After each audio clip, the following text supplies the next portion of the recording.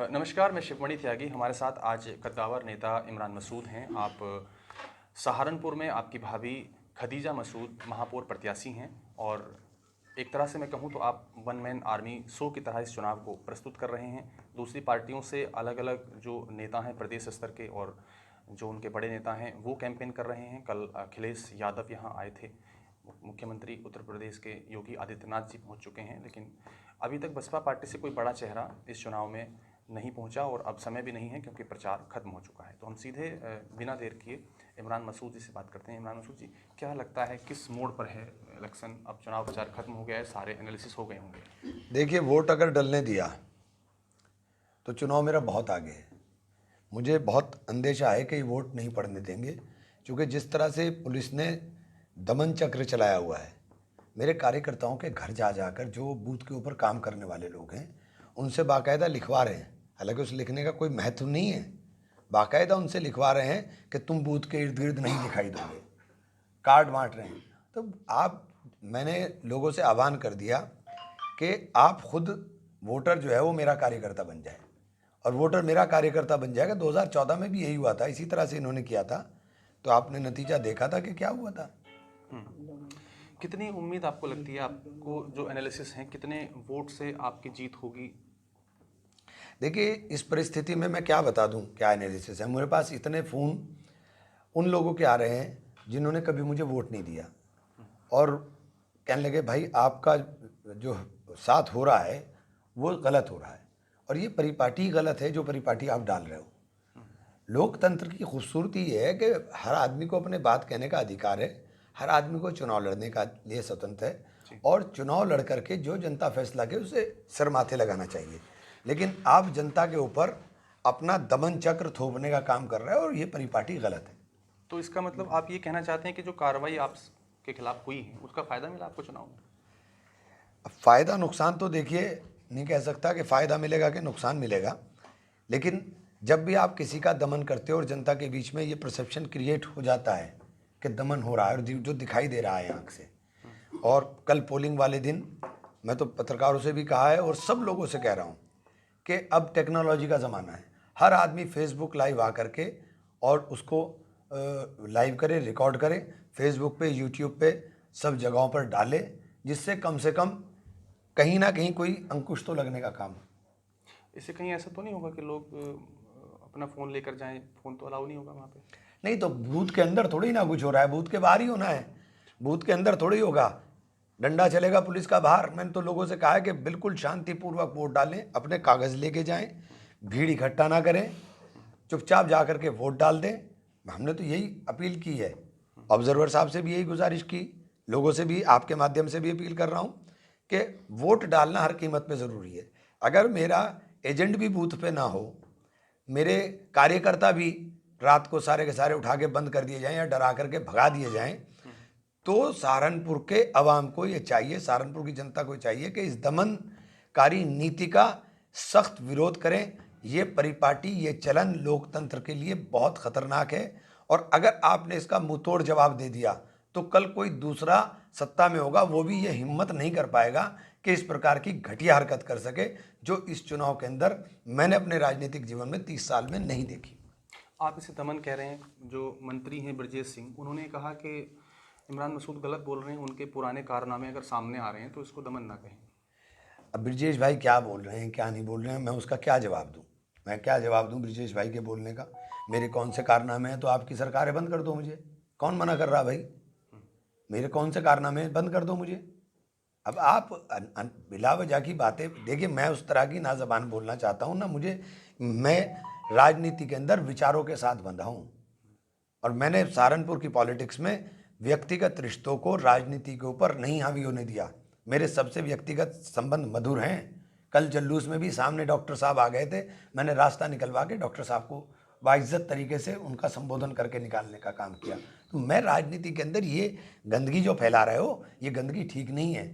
ये गंदगी आप फैला रहे हो, इसे लोग, आने वाली पीढ़ियों को भुगतान करना पड़ेगा। हमने बड़ी मुश्किल से अपने ज़िले के अंदर एक ऐसा माहौल क्रिएट किया है कि हम आपस में राजनीतिक लोग मंच तक भाषण रखें, विचारों की लड़ाई लड़ें, व्यक्तिगत इस तरह से आक्षेप और इस तरह के काम ना करें। आपका एक फोटो भी वायरल हुआ था, इसमें आप डॉक्टर साहब के गले मिल रहे थे। निश्चित रूप से मैं सबसे गले मिलता हूँ, मैं आशु मलिक से भी गले मिला, मैं सबसे गले मिलता हूँ। मैंने तो जब से राजनीतिक करनी शुरू की है, मैंने इस चीज़ को प्राथमिकता दी कि हमें कभी भी व्यक्तिगत इसके ऊपर नहीं आना चाहिए। आशु मलिक का भी बयान है, लैला आवारा है। अब वो जितनी उनके पास अकल है वो उतना बोलेंगे। अब मैं उनकी अकल के बारे में क्या कहूँ, जितनी उनके पास अकल है वो उतना बोलेंगे। कल अखिलेश जी आए थे, जी। उनसे हमने एक प्रश्न पूछा तो उन्होंने कहा कि आप किन की बात कर रहे हैं। चंद्रशेखर जी यहाँ बैठे हैं, इनसे भी छोटे नेता हैं। मैं तो कहाँ हूँ नेता, मैं कहाँ हूँ नेता, मैं नेता नहीं हूँ। कहाँ, किसने कहा कि मैं नेता हूँ? नेता तो अखिलेश जी हैं, उनके आने का कितना चमत्कार होगा ये 13 तारीख को पता चलेगा कि उनके आने का कितना चमत्कार हुआ। क्योंकि अखिलेश जी ने जितने नेता थे बोलने वाले अपनी पार्टी में, वो भी ख़त्म कर दिए, उनको बर्बाद करा दिया उन्होंने। और जो दूसरी पार्टी में, चूँकि अखिलेश जी चाहते हैं कि उनके साथ पैर पकड़ने वाले लोग रहें, उनके पैर छूने वाले लोग रहें। अखिलेश जी के अंदर कोई गुण ऐसा नहीं है जो मुलायम सिंह जी के अंदर था। जैसे आप लगातार पार्टी बदल रहे हैं, तो एक प्रश्न ये भी है लोगों का, आप महापौर अगर जीत जाते हैं तो बसपा में ही रहेंगे या? नहीं, देखिए, जो सम्मान मुझे बसपा ने दिया, जो सम्मान मुझे बहन जी ने दिया, मेरे लिए राजनीति एक सेवा है। मेरे लिए राजनीति पद नहीं है। अगर पद होती तो मैं कभी का पदों पे रहा होता, मैं ये चुनाव ना हारता। इतने मेरी बेबाकी, मेरा खुल करके हर चीज़ के ऊपर बोलना, और बहन जी ने जो सम्मान मुझे दिया है, उस सम्मान के बाद किसी चीज़ के मायने नहीं रहते। और दूसरे, राजनीतिक रूप से जो माहौल इन्होंने बना दिया है, केवल बहुजन समाज पार्टी विकल्प है। आपने सारा वोट डाल के देख लिया समाजवादी पार्टी को, समाजवादी पार्टी कहीं नहीं स्टैंड करती है। बहुजन समाज पार्टी के अलावा कोई विकल्प नहीं है। आपने कहा कि मायावती जी ने आपको सम्मान दिया, जब इन्हीं मायावती जी ने जो सांसद हैं सहारनपुर के, उनको सम्मान दिया था तो आपने कहा था अटैची बाबा उनको नाम दिया था। अब पुरानी बातें, देखिए, जब आप विपक्ष में होते हैं तो बहुत सारी बातें बोली जाती हैं, लेकिन मैं इतना ज़रूर कहूँगा कि मैंने ना कोई अटैची दी, ना मैंने कोई अटैची ली। मुझे पता है मैं फक्कड़ हूँ, मैं सड़क का आदमी हूँ यार। मेरे पास ना पैसे हैं, मुझे तो लोग चुनाव लड़ाते हैं। मेरे पास किसी चुनाव में खर्चा नहीं होता। मेरे चुनाव में मैं किसी को खाना नहीं खिला पाता। मेरे चुनाव में चाय का एक खर्चा है, बस चाय पिलाता रहता हूँ, चाय पी लो भाई जितनी पीनी। हाँ, इसके अलावा कोई खर्चा ही नहीं मेरा। कार्यकर्ता को मैं पैसे नहीं देता, मेरा कार्यकर्ता फ्री काम करता है। गाड़ी है मेरे कार्यकर्ताओं के पास है, गाड़ी है कार्यकर्ता लगाते हैं। मेरा चुनाव तो सबसे सस्ता है यार। आपके मित्र कह रहे हैं कि जो अब तक लेके वोट टिकट देते थे, अब वो दे के टिकट लाए। कौन मित्र मेरे भाई? आशु मलिक, अभी आपने कहा आपके मित्र हैं। हाँ, आशु मित्र है। आज देखो, आशु की बातों का बुरा नहीं मानना, आशु सीधा आदमी है, वो बेचारा कुछ भी उसे तोते की तरह पढ़ाया जाता है, वो बोलता रहता है, बोलने दीजिए। आशु की बात का बुरा नहीं मानते। अच्छा, अंत में अब प्रचार खत्म हो चुका है, क्या अपील करना चाहेंगे वोटर्स? देखिए, मैं लोगों से कहूँगा कि हर आदमी इमरान बन करके वोट डाल दे। ये कितना भी रोक लें, ये कितना भी डंडा चला लें, लेकिन आपको अपने कागज़ तैयार रखने, अपना पहचान पत्र, वोटर आईडी लेकर के जाना है। पर्ची ना दे तो पर्ची भी इलेक्शन कमीशन की साइट से, क्योंकि आजकल बच्चे बड़े सारे काम जानते हैं, उसकी साइट से जाकर के अपनी पर्ची निकलवा लें और जाकर के वोट डालें। वोट का अधिकार आपको संविधान ने दिया है, अपने इस अधिकार का पूरी तरीके से इस्तेमाल करें, अपने अधिकार को ज़ाया मत जाने दें। आपका वोट बाबा साहेब भीमराव अम्बेडकर की दी हुई एक ऐसी सौगात है इस देश को कि इस वोट से ही आप राजा बनाओगे।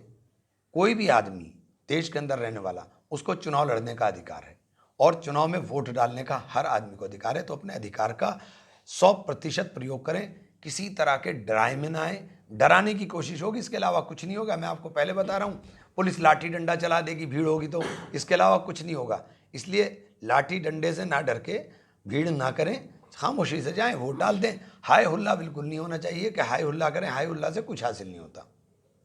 बस एक प्रश्न लास्ट में और है, जो प्रत्याशी हैं खदीजा मसूद, वो अभी कैंपेन में भी कहीं दिखाई नहीं दी पोस्टरों के अलावा। अगर आप जीत जाते हैं, महापौर बन जाते हैं, तो क्या रहेगा? देखिए, महापौर खदीजा बनेगी और खदीजा पढ़ी लिखी लड़की है। खदीजा एक एक घर के ऊपर डोर टू डोर गई है। खदीजा ने डोर टू डोर कैंपेन की है। खदीजा और साइमा दोनों पिछले मेरे ख्याल से 15 दिन से लगातार, जब से उसका नॉमिनेशन हुआ, लगातार कोई भी दिन नहीं है कि वो रात को 11-12 बजे से पहले वापस आते हों। अपना डोर टू डोर उनका कैंपेन हो रहा है और यहाँ के लोगों में जोश होता है। जो पब्लिक मीटिंग होती है उसमें जोश होता है। तो महिला के लिए बड़ी दिक्कत है। लड़के बहुत ज़्यादा जोश में रहते हैं, नौजवान बहुत ज़्यादा जोश में रहते हैं। हमारे आपने देखा कि धक्का मुक्की मेरे साथ बहुत होती है, मुझे उठा करके ले जाते हैं। उस माहौल के अंदर महिलाओं के लिए दिक्कत थी, इसलिए उनके मीटिंग्स अलग अलग ही थी, मुझसे अलग वो सब जगह मोहल्लों के अंदर, घरों के अंदर बैठ करके मीटिंगें कर रही थी।